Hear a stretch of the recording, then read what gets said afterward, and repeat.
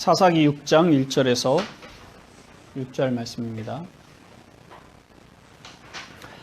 이스라엘 자손이 또 여호와의 목전에 악을 행하였으므로 여호와께서 7년 동안 그들을 미디안의 손에 넘겨주시니 미디안의 손이 이스라엘을 이긴지라.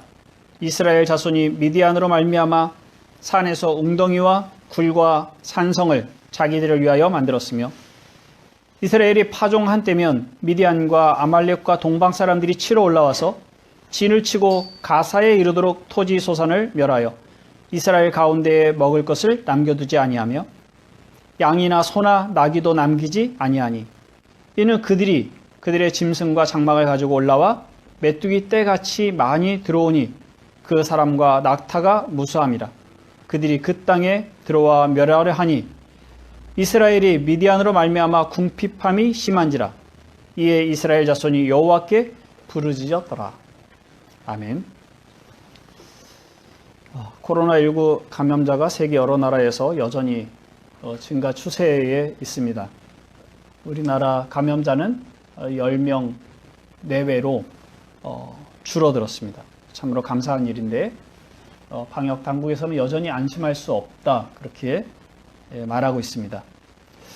그런데 앞으로도 더 걱정되는 것은 경제적인 어려움이 현재도 있고 또 앞으로도 예상된다고 합니다. 그래서 여전히 우리에게는 은혜가 필요합니다. 이 위기의 때에 하나님의 말씀에 귀를 기울이고 또 그 인도하심을 따라 살아가기에 힘쓰시기를 바랍니다. 사사기에서 가장 많은 분량을 차지하는 것은 삼손 이야기입니다. 두 번째로 많은 분량을 차지하는 것이 기드온입니다. 6장부터 8장까지 기드온 이야기가 있고, 그리고 9장은 왕이 된 기드온의 아들 아비멜렉에 대한 이야기입니다. 그러니까 그것까지 포함하면 총 4장 분량의 많은 분량을 가지고 있습니다. 기드온에 관해서는 우리가 이런저런 얘기를 들어서 알고 있을 텐데 유명한 두 가지가, 하나는 양털 시험이죠. 양털로 하나님의 뜻을 알려고 했던 것이 있고, 또 하나는 300명의 용사 그리고 항아리와 횃불을 들고 미디안의 군사들을 물리치는 그런 이야기입니다. 기드온의 설교를 들을 때마다 기드온이 얼마나 영웅적인지, 얼마나 믿음의 사람인지에 관해서 설교를 들은 기억이 납니다. 성경을 천천히 읽어보면 그렇지 않다는 것을 오히려 알게 되는데, 우리가 몇 번에 걸쳐서 기드온이 살았던 시대와 또 기드온의 그 면면을 살펴보려고 합니다. 기드온의 등장도 이스라엘의 범죄와 관련이 있습니다. 그래서 6장이 이렇게 시작이 되죠. 이스라엘 자손이 또 여호와의 목전에 악을 행하였으므로. 그 앞에 사건은, 사사기 4장 5장은 드보라와 바락이 다스리는 시대를 말합니다. 드보라 바락이 40년을 다스렸습니다. 그리고 그동안은 평안했습니다. 그런데 다시 이스라엘 백성이 하나님 앞에서 악을 행합니다. 여호와께서 그들을 미디안의 손에 넘겨주셔서 7년을 고통받게 하십니다. 그러니까 7년이라는 시간은 다른 때 핍박을 받았던 시간들과 비교하면 그렇게 긴 시간은 아닌 것 같습니다. 그렇지만 이스라엘 자손들에게는 꽤 힘든 그런 시기였습니다. 그러니까 드보라 바락의 시대에 있었던 그 가나안 왕 야빈이 통치할 때는 이스라엘 사람들이 큰 길로 다니지 못하고 오솔길로 다녔다. 그러니까 뒷길로 다닌 겁니다. 이들의 폭정에 두려웠던 거죠. 그런데 이 미디안의 괴롭힘이 있는 이 시기에는 더 극심해서 이스라엘 자손들이 마을에 내려와 있지 않습니다. 산으로 도피해서 웅덩이와 굴을 파고 그 안에 들어가서 숨어서 살 정도로 그 미디안의 괴롭힘이 아주 심했습니다. 가나안 왕 야빈은 그 땅에 살고 있었던 사람들이죠. 그래서 시도 때도 없이 폭력적인 통치를 했는데, 근데 미디안과 아말렉과 동방의 족속들은 시시때때로 쳐들어왔다고 합니다. 그래서 쳐들어올 때마다 그 땅을 초토화시키고 가는 거예요. 그 땅에 먹을 것이 없도록 싹 쓸어갑니다. 보통 다른 나라에 쳐들어가면 풍족할 때 쳐들어갑니다. 추수 때에 쳐들어가서 그 추수한 것을 걷어오는 방식이라고 생각해야 상식적인데, 근데 이들은 추수 때에만 쳐들어오는 것이 아니라 파종기에도 쳐들어옵니다. 그러니까 이 뭔가 심어서 길러야 추수를 할 수 있는데 심는 시기에 와서 그 심을 것조차도 다 빼앗아가고, 그리고 그 땅에 남아있는 소와 양과 또 나귀 등 그 가축들조차도 다 빼앗아가니까 이 땅에는 먹을 것이 전혀 없는 그런 형편입니다. 그래서 성경에 그들이 메뚜기와 같이 들어왔다고 이렇게 표현하고 있는 것이죠. 근데 그들이 괴로움이 얼마나 심했겠습니까? 그래서 이스라엘 자손이 하나님께 부르짖습니다.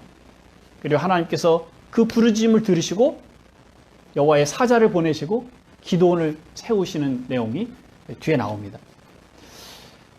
근데 우선 이제 이스라엘 백성들의 영적인 상태가 어떤지를 우리가 살펴봐야 하는데, 드보라와 바락이 다스린 것이 40년입니다. 40년 동안의 평안한 시간을 보냈고, 그리고 7년의 징계의 시간을 맞이하는 거예요. 드보라와 바락이 죽자 목자 없는 양들처럼 각기 제 길로 가버린 것인데, 그 사이에 얼마의 시간이 걸렸는지에 대해서는 우리가 알 수 없습니다. 그들이 죽자마자 악으로 달려갔을까? 그렇게 보기는 좀 어렵죠. 그럼 드보라 바락이 통치하는 이 시기에 이미 그들은 죄 가운데 살았던 겁니다. 이스라엘 자손이 궁핍함이 심해서 하나님께 부르짖었을 때에 하나님께서 사사를 보내시기 전에 먼저 선지자를 보내십니다. 그것이 이제 8절부터 10절까지 있는 말씀인데요. 말씀 보시죠. 여호와께서 이스라엘 자손에게 한 선지자를 보내시니 그가 그들에게 이르시되, 여호와께서 이같이 말씀하시기를, 이스라엘의 하나님, 내가 너희를 애굽에서 인도하여 내며 너희를 그 종 되었던 집에서 나오게 하여 애굽 사람의 손과 너희를 학대하는 모든 자의 손에서 너희를 건져내고 그들을 너희 앞에서 쫓아내고 그 땅을 너희에게 주었으며, 내가 또 너희에게 이르기를, 나는 너희의 하나님 여호와이니 너희가 거주하는 아모리 사람의 땅의 신들을 두려워하지 말라 하였으나 너희가 내 목소리를 듣지 아니하였느니라 하셨다 하니라. 우리가 생각하기에 이 말씀은 이미 알고 있는 내용들입니다. 하나님께서 이스라엘 백성들을 애굽에서 구하여 내시고 그 강한 손으로 이 땅에 그들을 정착시키신 내용입니다. 우리가 다 알고 있는 이 내용을 한 번 더 반복하는 것은 적어도 이 시기에 이스라엘 백성들은 그것을 잘 기억하고 있지는 않았던 것 같습니다. 오래전에 그들의 조상을 애굽에서 인도하여 내신 그 하나님에 대해서 새롭게 가르침을 받아야 하는 상황에 놓여 있던 거죠. 그들은 여호와 하나님의 전능하심을 믿지 못하였고 그 땅의 신들을 두려워하고 그들을 섬기는 상황에 놓여 있었습니다. 가르침이 없었던 거죠. 하나님에 대한 배움이 없었던 그런 시기였습니다. 가르침이 없다면 당연히 삶도 따라가지 않습니다. 하나님의 말씀을 듣고 배우는 일에 게으르면 하나님을 예배하고 섬기는 것을 떠나게 됩니다. 말씀에서 떠나 하나님을 알지 못하니 다른 것을 두려워하고 다른 것을 섬기게 되죠. 이들의 상황을 한마디로 표현한다면 영적 무지입니다. 하나님에 대해서, 하나님의 능력에 대해서 알지 못하는 겁니다. 하나님과 그분의 능력을 알지 못할 뿐만 아니라 자기들이 왜 이런 고통을 당하고 있는지조차도 알지 못하고 있어요. 그 영적 무지함이 기드온의 말에 나타나는데요. 13절에 여호와의 사자가 기드온에게 와서 말씀하실 때 기드온이 이렇게 대답을 합니다. 오 나의 주여, 여호와께서 우리와 함께 계시면 어찌하여 이 모든 일이 우리에게 일어났나이까? 여호와께서 너와 함께 하신다, 이런 인사말을 여호와의 사자가 하니까 거기에 대해서 대답하는 거예요. 여호와께서 우리와 함께 하시면 어찌하여 우리에게 이러한 모든 일들이 일어나는가? 자기들이 여호와 앞에서 어떤 악을 행하고 있는지조차도 알지 못해서, 그리고 지금 이와 같은 고통이 무엇 때문에 왔는지도 알지 못하는 그런 우매한 어리석은 질문인 거죠. 그들의 영적 무지는 우상 숭배로 이어졌습니다. 여호와께서 기드온에게 명령하신 첫 번째 일은 그의 아버지 집에 있는 바알의 제단을 헐고 그 곁에 있는 아세라 우상을 찍으라는 겁니다. 25절 말씀을 보세요. 그날 밤에 여호와께서 기드온에게 이르시되 네 아버지에게 있는 수소 곧 7년 된 둘째 수소를 끌어오고 네 아버지에게 있는 바알의 제단을 헐며 그 곁에 아세라 상을 찍고 또 이 산성 꼭대기에 네 하나님 여호와를 위하여 규례대로 한 제단을 쌓고 그 둘째 수소를 잡아 내가 찍은 아세라 나무로 번제를 드릴지니라 하시니라. 기도는 아버지 요아스의 바알의 제단과 아세라상을 찍어야 됩니다. 그러니까 기도원의 아버지가 바알의 제단을 가지고 있었고 아세라 목상을 세워놓고 그들을 섬기는 역할을 했던 겁니다. 그러니까 각각 집에 이런 것들이 있었던 것이 아니라 요아스가 그 마을에 바알과 아세라를 위한 제사장 역할을 한 것이라고 봅니다.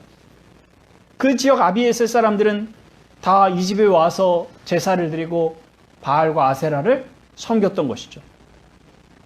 바로 얼마 전까지 드보라와 바락의 통치가 있었습니다. 그런데도 불구하고 우상 숭배를 하는 일이 이렇게 생활에 깊숙이 들어와 있었던 거죠. 하나님께서 선지자를 보내셔서 조상들을 구원하시고 이 땅을 주신 여호와의 말씀을 들으라 이렇게 말씀하셨지만 그러나 그 말씀을 들은 후에도 이 하나님의 백성들은 그 말씀을 따르지 않습니다. 회개하고 우상을 버리고 하나님께로 돌아오지 않습니다. 괴로움에 부르짖지만 그러나 진정으로 회개한 것은 아닙니다. 하나님을 섬기는 것이 아니라 자기들의 필요에 따라 하나님의 도움을 구하고 있는 것에 불과합니다. 우상이 제거되지 않으면 진정한 자유와 또 기쁨은 누릴 수 없습니다. 예수를 믿는다고 하지만 예수를 믿기 이전에 섬기던 우상들을 온전히 버리지 못하고 그래서 그 구원의 참 즐거움을 누리지 못하고 살아가는 신자들이 참 많습니다. 하나님의 자녀로 살아가지만 그리스도 안에서의 자유와 그 행복이 무엇인지 알지 못하는 거죠. 무언가를 섬기기 위해서 절을 하는 것 꼭 그것만이 우상이 아닙니다. 꼭 점집에 가서 내일의 운명을 알아보려고 하는 것만이 우상을 섬기는 태도는 아닙니다. 행복과 평안을 위해서 하나님 아닌 다른 것을 찾는다면 그것이 곧 우상입니다. 예수를 믿은 후에도 여전히 성공에 대한 욕심을 내려놓지 못하는 사람들이 있습니다. 이전에는 자기 힘으로 성공하려고 했는데 지금은 하나님의 도움을 힘입어 어떻게 생각하면 하나님을 이용하여 성공하려고 합니다. 돈에서 삶의 안정을 찾는 사람이 예수를 믿은 이후에도 여전히 돈에 집착합니다. 더 많은 헌금을 하겠다는 이유로 더 많은 수입이 있기를 바라는 거죠. 그리스도 안에서 새롭게 되었다는 말씀을 듣지만 그러나 여전히 다른 사람들의 인정을 받아야 마음의 안정을 얻고 혹 인정을 받지 못하면 견디지 못하고 불안해합니다. 하나님이 너는 내 아들이라 말씀하시는 그 말씀, 그리스도 안에서 우리가 새롭게 되었다는 것이 전혀 그 사람의 삶에 그리고 정서와 가치관에 깊이 있게 영향을 주지 못하고 살아가는 것이죠. 아내와 남편 혹은 자녀들이 우상이 될 수도 있습니다. 우리에게 행복을 줄 수 있는 완벽한 남편, 완벽한 아내는 없습니다. 그런데 아내와 남편에게 진정한 만족을 찾지 못한다는 이유로 다른 것을 찾아갑니다. 불만이 있다는 것을 참아내지 못하고 용납하지 못하고 갈등하면서 살아가고 또 그것을 해결하기 위한 다른 방법을 찾는 것이죠. 아무 걱정 없이 웃음만 주고 자랑만 할 수 있는 자녀는 없습니다. 자녀는 부모의 마음에 차지 않습니다. 그런데 그것을 용납하지 못하고 그의 잘못에 또 그에 미치지 못하는 부분에 대해서 분노하고 충분히 사랑을 주지 못한다면, 충분히 기다려주지 못한다면 자녀의 마음을 상하게 하는 것이죠. 노엽게 합니다. 그렇게 하는 것은 자녀를 우상으로 생각을 하고 있기 때문에 나타나는 현상입니다. 너무 많은 기대를 하는 거예요. 자녀가 우리에게 행복을 줄 수는 없거든요. 자녀는 양육하면서 가르치고 기다리고 참아내면서 풍성한 사랑을 주어야 할 대상이지 그 자녀를 통해서 우리가 행복을 받아내야 하는 그런 요소는 아닙니다. 팀 켈러는 이렇게 말하는데요. 우리는 행복의 요건으로 예수 그리스도 외에 아무것도 더 더 하지 말아야 합니다. 우리는 하나님을 우리가 정말로 원하는 것을 얻기 위해 사용하지 말아야 하고 하나님을 우리가 정말로 원하는 분으로 보고 모셔야 합니다.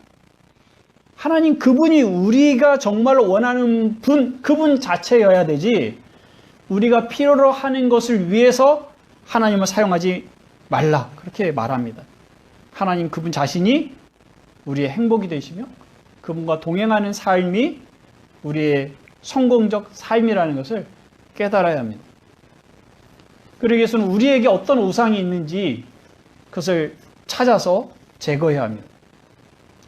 기드온은 여호와의 말씀대로 아버지 집에 있는 바알의 제단과 아세라 상을 찍어버렸습니다. 27절 말씀을 보면요. 이에 기드온이 종 10사람을 데리고 여호와께서 그에게 말씀하신 대로 행하되 그의 아버지의 가문과 그 성읍 사람들을 두려워함으로 이 일을 감히 낮에 행하지 못하고 밤에 행하니라. 바알 제단을 헐고 아세라를 찍어서 그 아세라 나무로 하나님께 번제를 드립니다. 돌이킬 수 없는 일이죠. 물론 바알의 제단은 다시 쌓을 수 있지만 그러나 찍어버리고 그리고 장작으로 태워버린 아세라를 다시 살려내서 섬길 수는 없는 지경입니다. 아세라는 하나님을 섬기는 장작에 불과하다는 것을 보여주고 있는 거죠. 기드온이 집에 있는 우상을 제거한 것처럼 우상은 이렇게 가까이 있습니다. 기드온은 여호와의 사자에게 여호와께서 우리와 함께 계시면 어찌하여 이 모든 일이 우리에게 일어났습니까? 이렇게 물었죠. 그런데 그 이유, 이 모든 고통이 우리에게 일어나는 그 이유가 자기 집에 있었고 자기 아버지가 그 중심에 있었다는 사실을 알지 못했어요. 기드온도 그 영향 아래 살았겠죠. 하나님께서 싫어하는 것과 같이 살고 있으면서도 그것을 알지 못했습니다. 그처럼 우상은 그렇게 멀리 있지 않습니다. 우리에게 있는 고통이 우리에게 있는 우상을 발견하게 하시려는 하나님의 메시지일 수 있습니다. 우리 마음에서 일어나는 갈등이 우상을 의지한 결과인지 우리가 생각해 봐야 됩니다. 하나님은 왜 우리가 우상을 제거하기를 원하실까요? 두 가지 이유가 있는데 첫째는 하나님은 질투하시는 분이시기 때문입니다. 하나님 우리가 우상에게 마음 두는 것을 싫어하십니다. 십계명의 첫 번째, 두 번째가 우상에 관한 것인데요. 첫 번째는 출애굽기 20장 3절에서 있는 말씀인데 너는 나 외에는 다른 신들을 내게 두지 말라. 오직 나만 섬기라 말씀하시는 거죠. 네, 다른 신을 섬기지 말라는 것이 들어있습니다. 두 번째 계명은 너를 위하여 새긴 우상을 만들지 말고 또 위로 하늘에 있는 것이나 아래로 땅에 있는 것이나 땅 아래 물속에 있는 것에 어떤 형상도 만들지 말며 그것들에게 절하지 말며 그것들을 섬기지 말라 입니다. 그 두 번째 계명에는 이유가 첨가가 되어 있는데 나 네 하나님 여호와는 질투하는 하나님인즉 나를 미워하는 자의 죄를 갚되 아버지로부터 아들에게로 3, 4대까지 이르게 하거니와 나를 사랑하고 내 계명을 지키는 자에게는 1000대까지 은혜를 베푸느니라. 여호와는 질투하는 하나님이십니다. 자기 아내가 다른 사람에게 마음을 주는 것을 원하지 않는 것처럼 영적인 신부인 하나님의 백성이 다른 신에게 마음 두는 것을 하나님 원하지 않으십니다. 그것은 사랑하는 자기 아내에 대한 권리요 사랑입니다. 하나님이 받으셔야 하는 그 영광을 다른 것과 나누기를 원하지 않으십니다. 이사야 42장 8절에 이렇게 말씀하시는데요. 나는 여호와니 이는 내 이름이라. 나는 내 영광을 다른 자에게 내 찬송을 우상에게 주지 아니하리라. 이 말씀을 하시는 것은 하나님께서 반드시 그의 언약을 지키시겠다. 그런 의지가 담겨 있는 겁니다. 만약에 우리가 하나님만을 우리의 유일한 행복이요 기쁨으로 여기는데 하나님께 만족을 얻지 못하는 일이 있을까요? 그럴 수 없다는 거예요.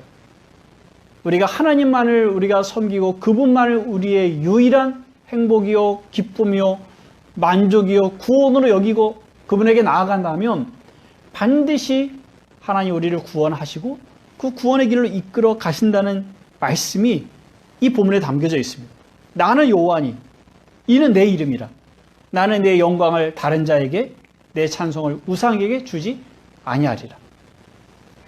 반드시 우리의 진정한 남편으로 우리를 사랑하며 그 안에서 즐거워하게 하시겠다는 확신이 이 말씀 안에 담겨 있습니다. 우리가 우상을 제거해야 하는 두 번째는 우상은 우리에게 있어야 하는 것들을 주지 못하기 때문입니다. 우리는 우상에게 나가서 우리가 원하는 것을 얻을 수 있다고 생각을 하는 거죠. 그런데 우상은 그것을 주지 못합니다. 하나님은 그것을 아시기 때문에 거기에 가서 헛된 소망을 품고 헛된 인생을 낭비하지 않도록 우리를 불러내시는 거예요. 하나님은 생명의 근원이신데 그에게는 평안과 기쁨이 있습니다. 그를 떠나서는 진정한 평안을 얻을 수 없습니다. 예레미야는 사람들이 여호와를 떠나 다른 신을 찾는 것을 웅덩이 파는 것이라고 그렇게 표현을 했습니다. 예레미야 2장 13절에 내 백성이 두 가지 악을 행하여 스스로 웅덩이를 판 것인데 그것은 그 물을 가두지 못할 터진 웅덩이들이니라. 예레미야는 두 가지 악이라고 말합니다. 하나는 생수의 근원이신 하나님을 버린 것, 다른 하나는 스스로 생수를 구하겠다고 웅덩이를 판 것입니다.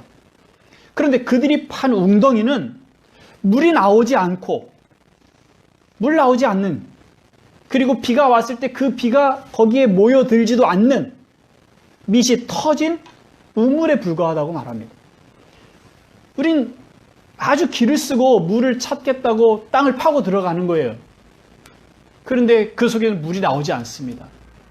웅덩이를 파놔서 비가 오면 거기에 물이 고여서라도 혹은 주변 땅에 들어갔던 물들이 그것으로 모여서 그 모아진 물을 우리가 먹을 수도 있을 터인데, 그런데 이 웅덩이는 터진 웅덩이라 그 조금의 물도 거기서 찾을 수가 없습니다. 우상이 이렇다고 말씀하시는 겁니다. 우린 삶의 기쁨을 얻으려고 이것저것 찾아다닙니다. 여행을 하기도 하고 음악이나 영화를 찾기도 합니다. 친구를 찾기도 하고 섹스에서 즐거움을 찾으려는 사람들 있습니다. 취미, 돈, 또한 성공, 이런 것들을 찾아다닙니다. 잠깐은 즐거움이 있을 수 있어요. 그러나 그 어떤 것도 우리에게 진정한 만족을 주지 못합니다. 오히려 우리는 그것들의 노예가 됩니다. 행복을 위해서 선택한 것인데 결국에는 그것에 매이게 되어서 그것 없이는 살 수 없는 상황에 놓이게 되죠. 우리 안에 있는 이와 같은 우상들을 제거해야 하는데, 제거해야 하는 몇 가지 내용들을 좀 말씀드리겠습니다. 첫 번째는 내 안에 어떤 것이 우상이 되어 하나님 자리를 대신하고 있는지를 찾아야 합니다. 어떤 것이 내게 우상이 되어서 하나님을 대신하는가? 생명의 근원이신 하나님께 내가 도움을 요청하고 그분께 나아가지 않고 내가 어디에다 웅덩이를 파고 있는지를 찾아야 하는 것이죠. 내가 만든 신이라는 팀 켈러의 책에 우상에 대한 많은 여러 이야기들을 하고 있습니다. 근데 팀 켈러는 우상은 모든 사람 속에 숨어 있다 이렇게 말합니다. 그 누구도 예외가 아니에요. 신자들이라 할지라도 그 안에 우상이 다 있다고 얘기를 하는 것이에요. 사도 바울이 탐심이 우상 숭배니라 그렇게 말했는데, 근데 조금의 탐심도 없이, 조금의 비교도 없이 지금의 삶, 하나님께서 주신 것에 대해서 온전히 만족하고 살아가는 사람이 어디 있겠습니까? 그렇다 보면 그런 탐심이 조금이라도 있을 터인데, 그럼 우리에게는 그 우상 숭배의 여지가 늘 있는 것이죠. 자기 안에 있는 우상을 발견하기 위해서 질문을 하는 것이 굉장히 좋은 방법이라고 하는데, 질문을 5가지를 말씀드리겠습니다. 이 외에도 여러 질문들이 있을 수 있어요. 자, 당신이 기쁨과 평안을 얻기 위해 습관적으로 찾는 것은 무엇입니까? 그냥 우리가 잠깐 머무를 수는 있어요. 그러나 자주 가는 거예요. 코로나19로 집에서 보내는 시간이 매우 많아졌죠. 사람들은 직장 끝나고 나서 회식을 가지 않고 집으로 바로 돌아갑니다. 집에서 보내는 시간이 많으면서 사람들이 습관적으로 찾는 것 중에 하나가 넷플릭스라고 드라마와 영화를 쉽게 볼 수 있는 그런 매체입니다. 영화, 드라마, 한국 것뿐만 아니라 여러 나라의 영상들이 올라와서 쉽게 접할 수 있는 그 문화가 발달한 시대에 우리가 살고 있는데 그것에 오랜 시간을 쓰면서 우리의 귀와 눈이 하나님께 돌리는 시간을 빼앗기고 있는 거죠. 우리가 습관적으로 어디로 향하고 있는지 우리의 즐거움 찾기 위해서 혹은 우리의 외로움을 달래기 위해서 무엇을 찾고 있는지를 생각해 봐야 합니다. 또는 당신은 무엇을 위해 돈을 사용합니까? 보물이 있는 곳에 마음이 있다. 이 말씀은 진리죠. 우리의 돈이 가는 곳에 우리의 생각이 있습니다. 우리의 돈을 쓰는 방식에 우리의 가치관이 들어 있습니다. 돈이 어디에 사용되는지를 살펴보면 우리 마음이 어디 있는지를 알 수 있습니다. 당신이 원하는 것이 이루어지지 않았을 때 분노하게 되는 것은 무엇입니까? 어떨 때 우리가 분노합니까? 일이 잘 안 될 때, 어떤 일이 안 될 때 분노합니까? 완벽하게 자기가 원하는 방식으로 일이 되지 않으면 분노할 수 있죠. 자기의 한계를 받아들이지 않고 완벽하게 해내서 그것을 인정받을 때만 즐거움이 있다면 그 자체가 우상이 될 수 있습니다. 무엇이 있으면 당신이 인정받을 수 있을 것 같습니까? 무엇이 있으면? 돈, 차, 집, 명성, 권력, 그 무엇이 우상이 될 수 있어요. 무엇이 있으면 당신의 삶이 안정되고 행복하다고 생각하십니까? 무엇입니까? 이렇게 질문하고 찾아가는 과정은 쉽지 않습니다. 이런 시도 자체를 하고 싶지 않죠. 왜냐하면 그것들은 분명히 나에게 익숙한 것들이거든요. 지금 나에게 즐거운, 좋은 것, 좋다고 생각하는 것들입니다. 그래 이것을 찾으면 이제 그것을 제거해야 되는 고통이 따르기 때문에 그렇게 하고 싶지 않습니다. 우리는 때로 뭔가 몸에 증상이 있으면 병원을 가야 된다는 것을 알지만 병원을 가면 또 그 뒤에 고통이 따라온다는 생각 때문에 병원 가는 것 자체를 두려워하는 그런 마음과 다르지 않습니다. 그러나 그것을 버리지 않으면 진정한 기쁨과 행복을 얻을 수 없음을 기억하십시오. 근데 우리가 두려워하던 그 병원 가는 일이 생각보다 가볍게 처방이 되고 쉽게 고쳐지는 경우들도 있습니다. 우리가 심각하게 생각하는 이 일이 어쩌면 생각보다 훨씬 쉽게 해결돼서 우리가 지혜를 찾고 또 생수 대신 하나님 안에서 위로를 얻을 수 있게 될 수 있습니다. 우상은 사단의 그 배후에서 교묘하게 우리를 붙잡아 우상에서 떠나지 않도록 할 것입니다. 그러나 시작하셔야 됩니다. 우상을 제거하는 두 번째 방법은 함께 하는 겁니다. 기드온이 바알 제단을 헐고 아세라를 찍고 하나님을 예배할 때 그것처럼 당장 끊어버리고 제거해야 하는 것들이 있습니다. 그러나 이건 그렇게 쉽지 않습니다. 기드온도 이 우상을 깨뜨리는 일을 혼자 하지 않고 집안에 있는 종 10사람을 데리고 가서 그들의 도움을 얻었습니다. 우상을 찾는 그 마음의 습관을 채우기 위해서 다른 습관이 자리를 잡아야 되는데 그건 우리가 쉽게 선택할 수 있기 때문에 지금의 그 우상을 섬기는 자리에 온 것이거든요. 그럼 내가 쉽게 할 수 있는 것을 쫓아서는 벗어날 방법이 없는 거죠. 누군가의 도움이 필요합니다. 디모데후서 2장 22절에 너는 청년의 정욕을 피하고 주를 깨끗한 마음으로 부르는 자들과 함께 의와 믿음과 사랑과 화평을 따르라. 이렇게 말씀합니다. 정욕을 피하고, 근데 정욕을 피하는 것만으로는 이길 수가 없습니다. 왜냐하면 그 정욕을 피하면 또 다른 것이 그 자리를 채우려고 하기 때문에요. 근데 사도 바울이 이렇게 말하죠.